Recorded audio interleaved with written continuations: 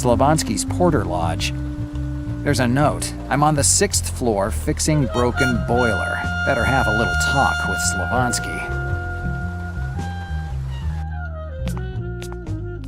Slavonsky sucks.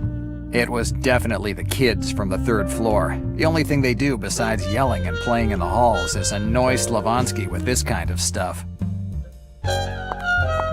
Slavonsky has covered every inch of this building with posters of incomprehensible Russian movies, shows, and exhibitions. By now, I know them by heart, even though I have no idea what they say. It's the power generator for this floor. It goes out at least once a week.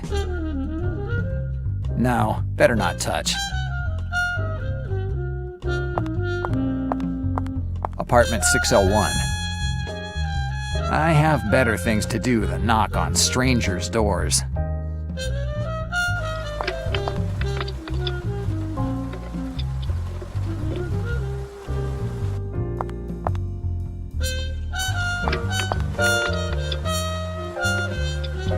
Slavonsky's working on the boiler. Slavonsky! I'm working on boiler. Can't talk now. I have to find a way to keep Slavonsky away from that wreck of a so-called boiler.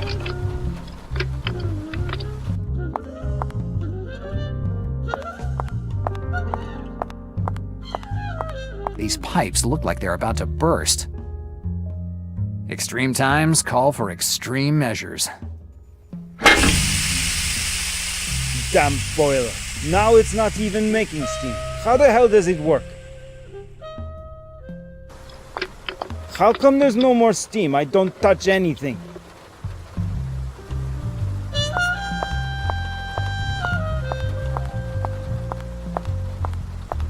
Slavonsky. What can I do for you, Del Nero? Tell me more about the guy you let into my apartment. What do you want to know?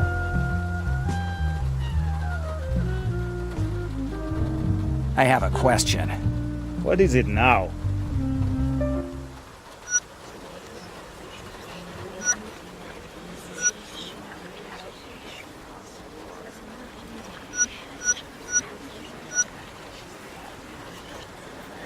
Did this Detective Ballard have a scar on his face? How do you know? It doesn't matter how I know. Did you see a scar? Yes, he had a long scar on his left cheek. Now that I think of it. What does it mean?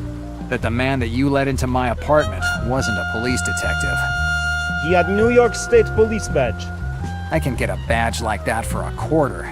Fake badge? I could not know that. It doesn't matter. It looks like his visit to my apartment wasn't very helpful to him. I have to talk with Victoria, and I should also check the Melville docks. Maybe the guy left some trail. Goodbye, Slavonsky. Goodbye, Del Nero.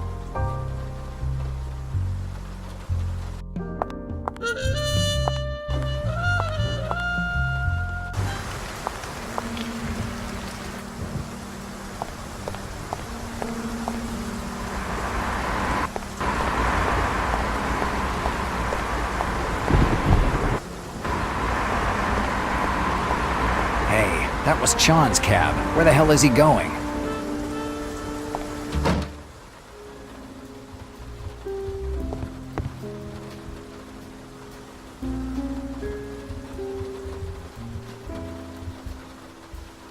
Hi, Greta. Jack, I thought you were resting. I slept enough. It hasn't even been 2 hours since you left from here. Right. I think that my insomnia is getting worse. How's the girl? She's sleeping upstairs in my bed. Did you find out who she is? Nothing yet. Where did Chan go? I don't know. I stepped out for a second, and he wasn't in the joint anymore.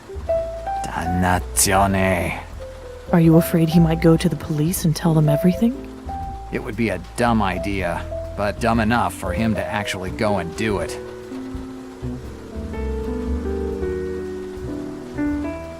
Did Chan show up? No, Jack. I'm sorry.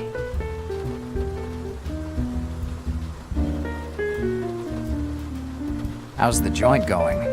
Not good.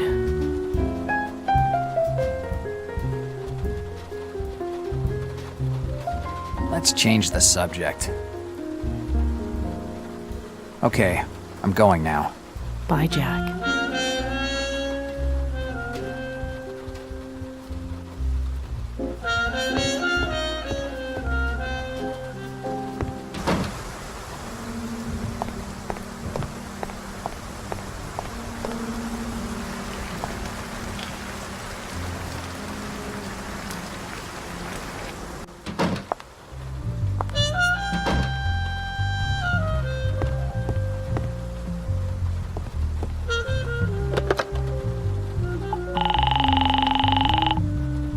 Hello, New York operator. I'm listening.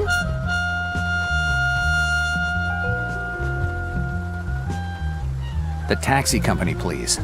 Wait a second.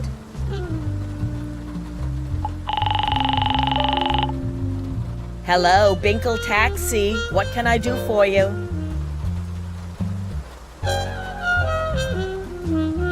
It's about the missing cab driver. Ah, you're the guy who called earlier. Yep, still me. What can I do for you? If you found out that he isn't really missing, but that he's just pulling your leg, what would you do? Nothing. This guy's the only one with the balls to deal with those thugs in South New York.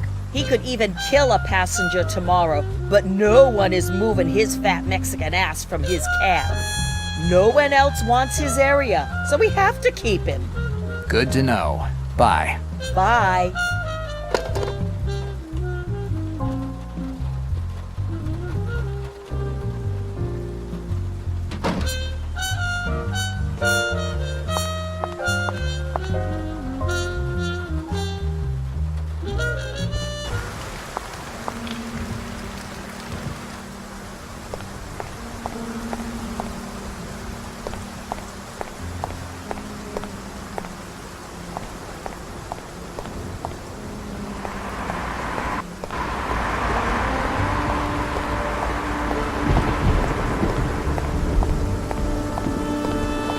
Cab. That's just what I need. Nolera, you again. Didn't go to sleep? I slept enough. And what about you? Where were you? Me? I always here. You weren't here earlier on, not in the pub or out in the street. Well, I had to move cab from front of pub. Cab cannot stay there. I didn't think you cared so much about the traffic laws. Anyway, we have to go somewhere. Where?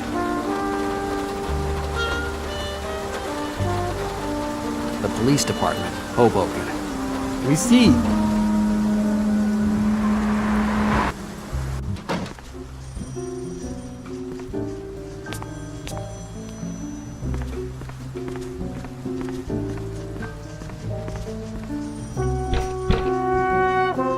It looks like Victoria isn't there. Maybe the officer on duty knows where I can find her.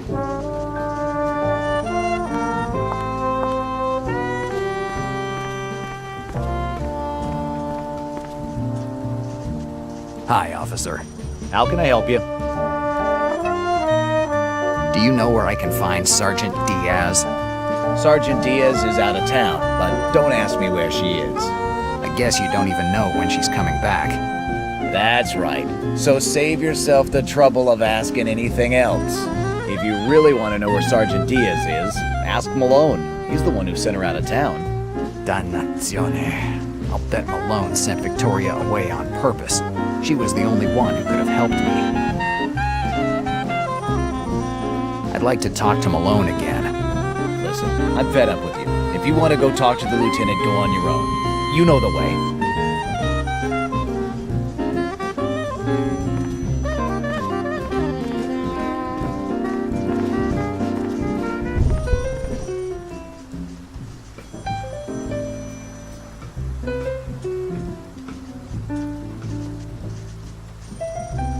Del Nero, you finally decide to give a full confession?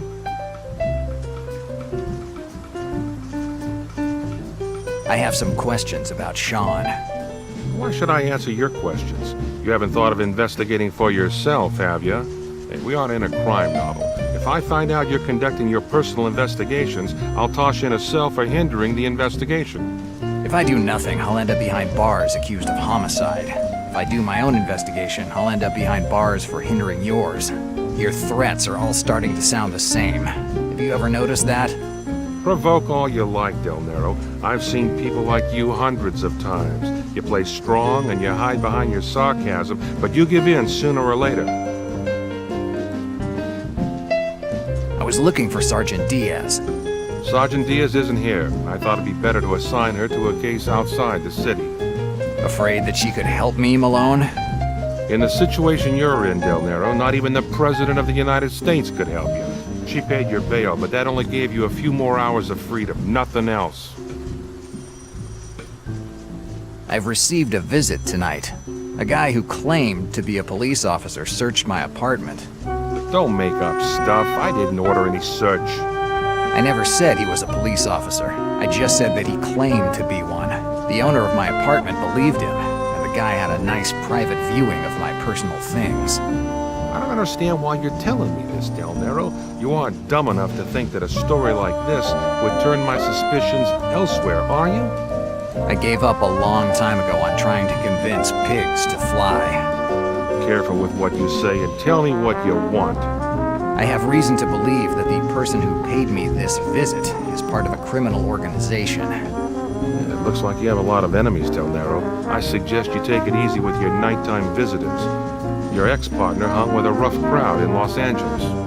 What crowd? It looks like Black Lily was on it. Black Lily? The mob in Los Angeles? Exactly, Del Nero. It looks like your time in the slammer might not be the worst thing that could happen to you. Yeah, the typical choices that life always presents me with. If you want protection, I can offer you a stay in one of our cells. I'd rather be shot than eat that swill that you call a meal. I've already tried it. Now the choice is yours. Goodbye. See you soon, Del Nero.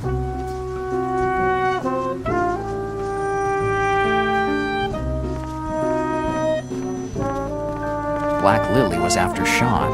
It's not as bad as you might think. At least I have a lead to follow now. I need to find some information on this organization. A while ago, I got a journalist, a certain Moore, out of trouble. He was investigating the Mafia in New York. Maybe he'll be able to give me some more information about Black Lily's activities. His number will definitely be in the phone book.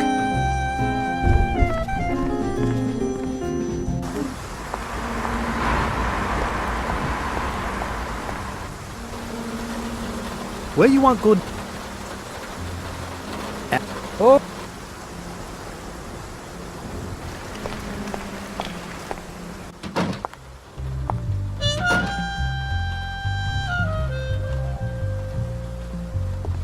The only useful thing on this shelf is the New York phone book. I should be able to find Moore's number in the phone book.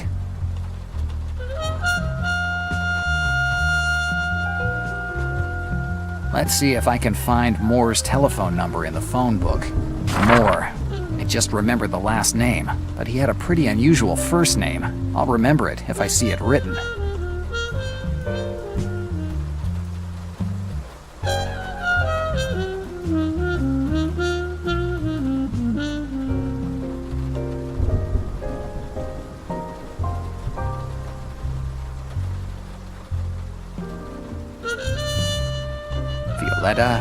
Violetta Moore. That's the name. What kind of name is Violetta for a guy? Anyway, his number is 555-4897. I hope he's still alive. This guy has a real knack for getting into trouble.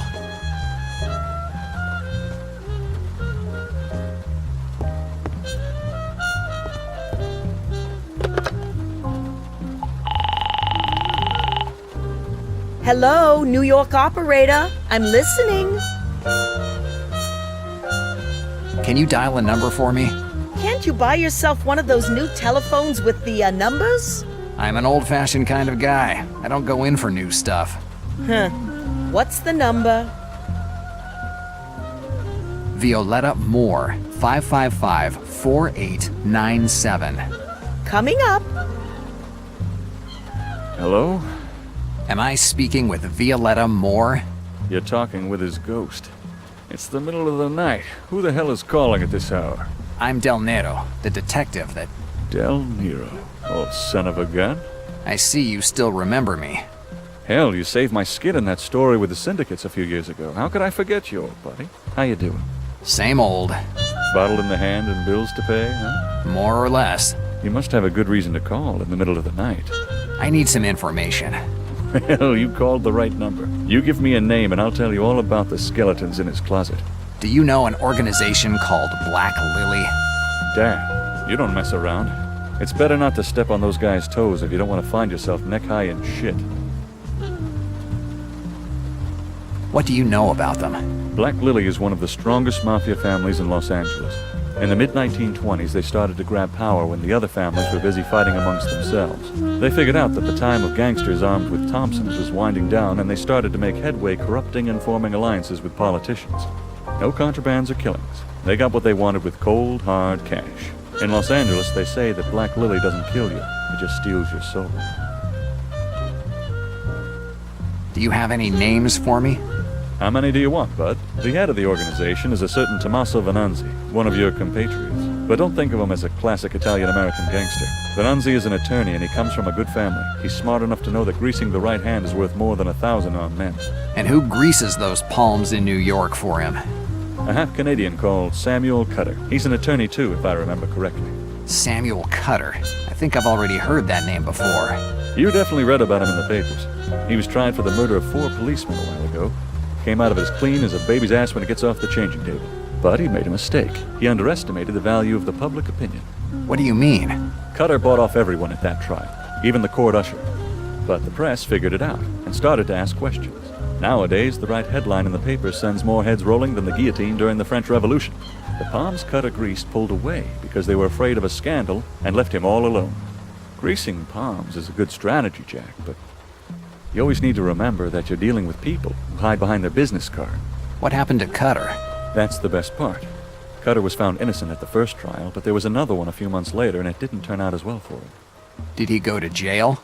Yeah, he was locked up, and then he was shut up. They found him in his cell with a knife in his back. This sent the entire organization here in New York crumbling down. And with it, all the speculations about the involvement of politicians in white-collar crime came to an end. So they all saved their faces. That's right, Jack. Cutter's death was as fortunate as it was suspicious. Well, at least I have a name now. Samuel Cutter. And if he has ever been arrested before, I'm sure that the police archives will have a nice file about him. I'd better go there. Do you know anything about a guy called the Turk? No, pal, this name doesn't tell me anything. But it doesn't sound like someone you should get too chummy with. Definitely not. Did you ever hear the name Sean McClane? Sean McClane? No, pal, nothing. Never heard of him. Thanks for the information, Moore. No problem, pal. If you need anything, call day or night.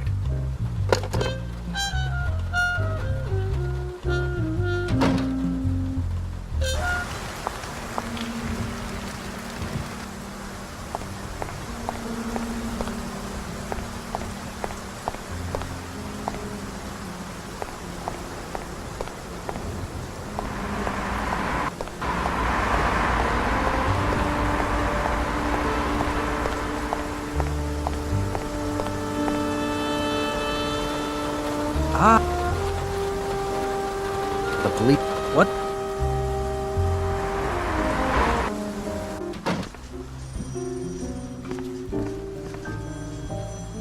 Hi, officer.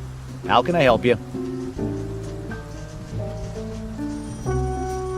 Goodbye, officer. Goodbye.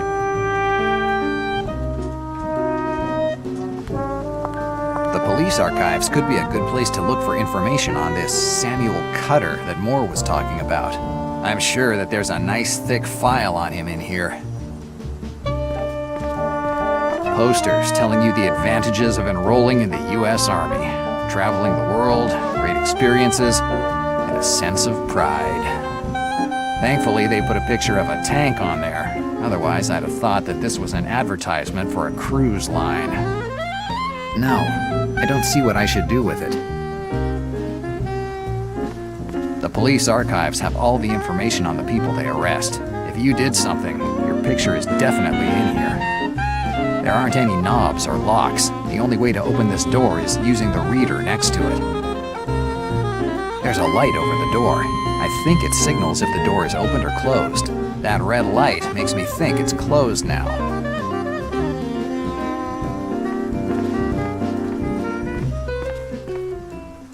A card reader. It's the first time I've seen one. Swipe your card in that thing and it tells you if you are allowed to get in or not. It's all simple if you have a card.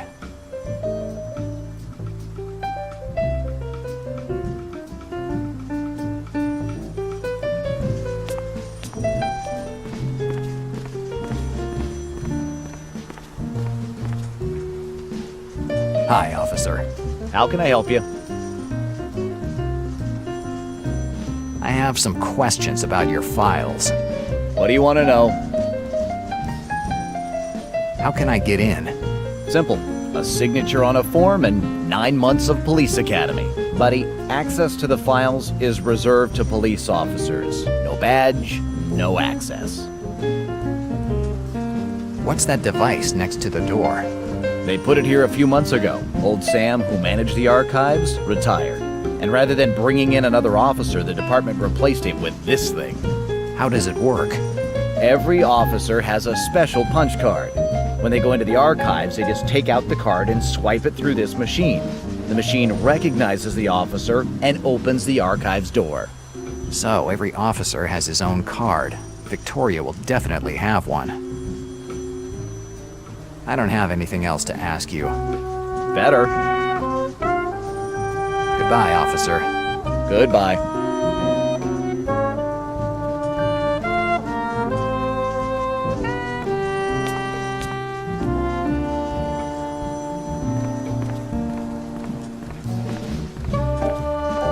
Well, I don't see any other option.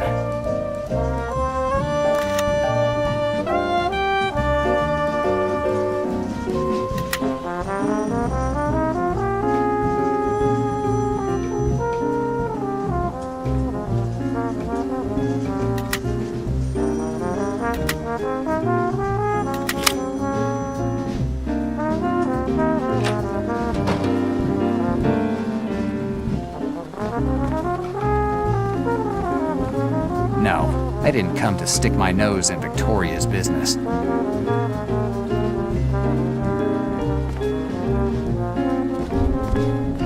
There's a sign on the desk. Victoria Diaz, Police Sergeant. This girl has come a long way. She was just a shy rookie when I met her. The desk drawers, a great place to keep the access cards for the archives.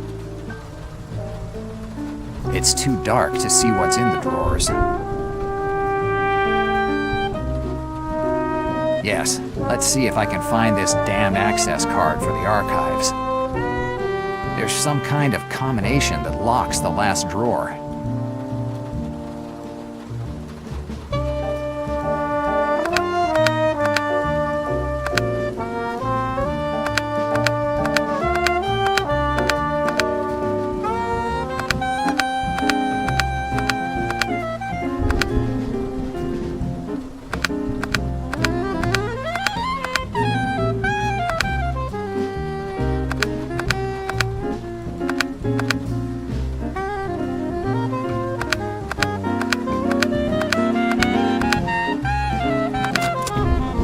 Combination was the Mexican flag, Victoria and her sentimentality. The advertisement of a ferry company that connects Manhattan to Glen Cove.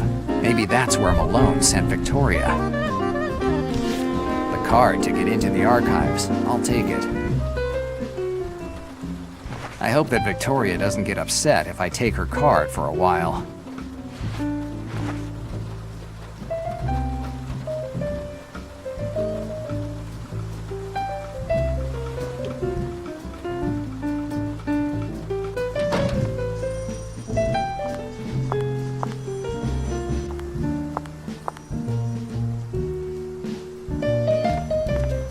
As they say, open sesame.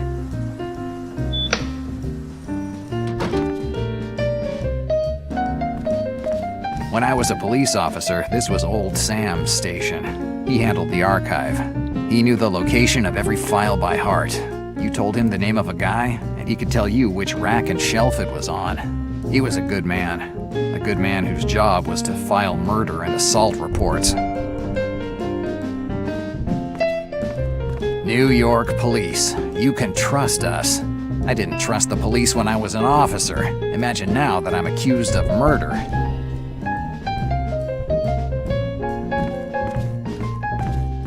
Interesting. If you put the name of the person you're looking for in this sort of calculator, you get the number of his file. I wonder what old Sam would think if he knew he'd been replaced by this gadget.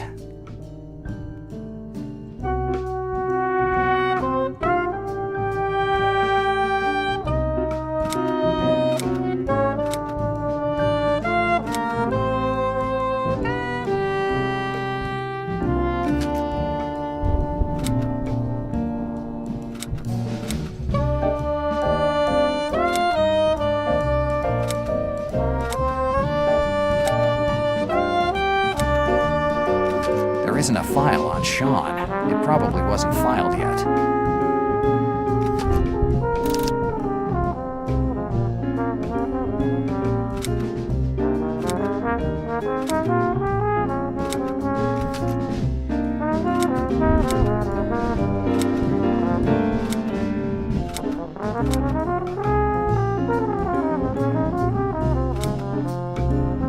It looks like my file, but it doesn't seem to be the right time to take a trip down memory lane.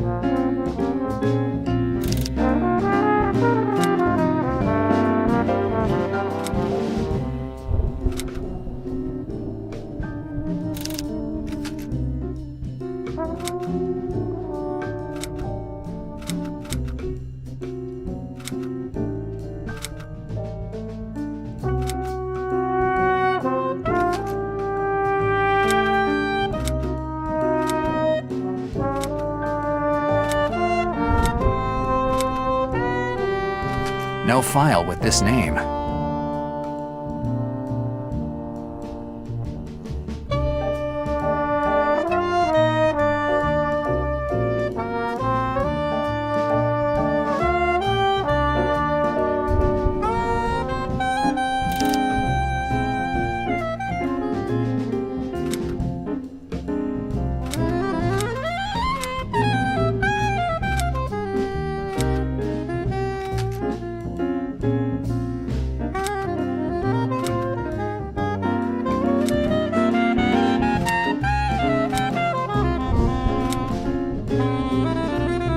Samuel Cutter's file is 6120057. I should remember it.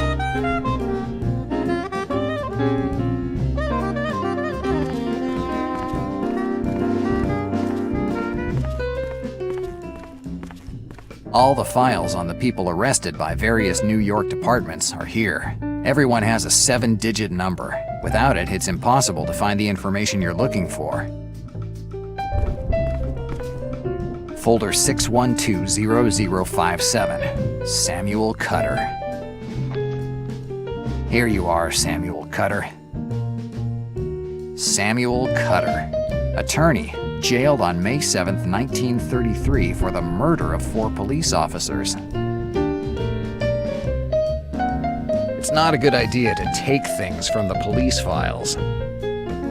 Samuel, attorney. It's a summary of the trial where Cutter was accused of murdering 4 police officers. The verdict was unanimous, innocent, due to lack of evidence. In this city, your innocence is proportionate to how good your lawyers are. Cutter's lawyers must have been the best on the block. Here's the report on Cutter's incarceration. It looks like it's the work of that snake, Malone. Like Moore said, after his arrest, many others from Black Lily were arrested too, definitively dismantling the organization. The boss and his crew were arrested, and then there was peace. Not even the movies have such happy endings. Patrick Olson's name is among those of the people who were arrested. That's the same name Victoria mentioned when she was talking about the case in which Sean's name came up. This report says that after the Luck and Patrick...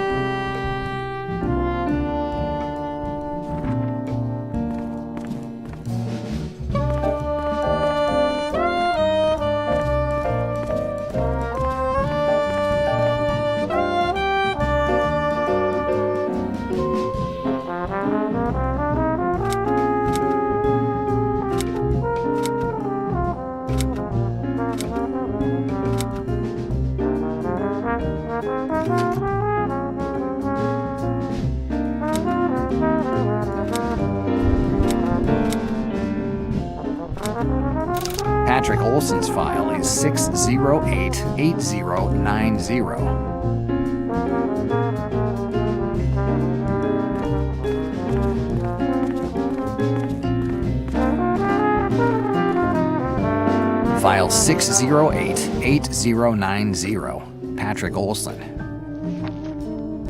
Let's see what I can find in this file. Patrick Olson, a gardener. This man's profile doesn't really seem to be that of a criminal. It looks more like that of an ideal neighbor. His arrest report. He was with his family when they arrested him for the bombing of Rick's Cafe on the night of November 5th, 1933. A regular gardener without any record who blows up a cafe on 81st Street. Kind of odd. The report is just a bunch of pointless bureaucratic stuff. There are no details about the bombing.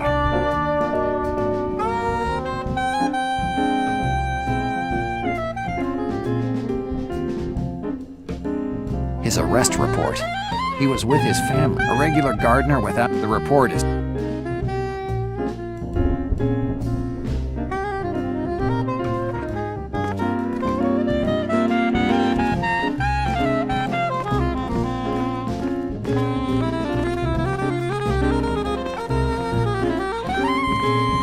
Newspapers. The New York Voice, to be precise. As soon as it's printed, at least a dozen copies are filed here for research. I'll look for the edition from...